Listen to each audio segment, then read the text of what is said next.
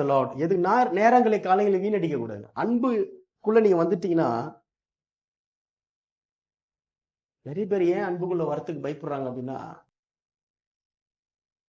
கையில என்ன வச்சிருக்கீங்களோ டக்குன்னு பேச ஒரு ஆண்டவர் கொடுத்துட்டு கம்முன்னு உட்காந்துரு அப்படின்னு. நிறைய கிறிஸ்டியன் லைஃப்ல இந்த எல்லைக்குள்ளலாம் இன்னும் என்ன பண்ணலன்னா, கிறிஸ்தவம் வரல. அன்புக்குள்ள வரத்துக்கு பயம் என்ன அப்படின்னா, அவர் என்ன சொல்றாரோ அதை செய்யறதுக்கு பயமா இருக்கும். இப்போ நம்மளை தேடிதான் அவர் வந்து என்ன பண்றாரு, ஒவ்வொரு ஸ்டேஜும் நம்மளை சுத்தம் பண்ணிட்டு நம்மளை கிளீன் பண்ணிட்டு போய் வந்துன்னு இருக்கிறாரு. இப்படிதான் போயிட்டு இருக்கு. நம்ம அவரை தேடி போயிட்டோம் போகக்கூடிய எக்ஸ்பீரியன்ஸ் இருந்ததுன்னா, அவர் சொல்றதெல்லாம் நம்மளால தாங்கிக்க முடியாது. வேற வேலை கிடையாது, ஏதாவது வளரினுங்க வேற வேலை சீரியஸ் அப்படின்னு தோணும். முட்டாள்தனமா வளரினு.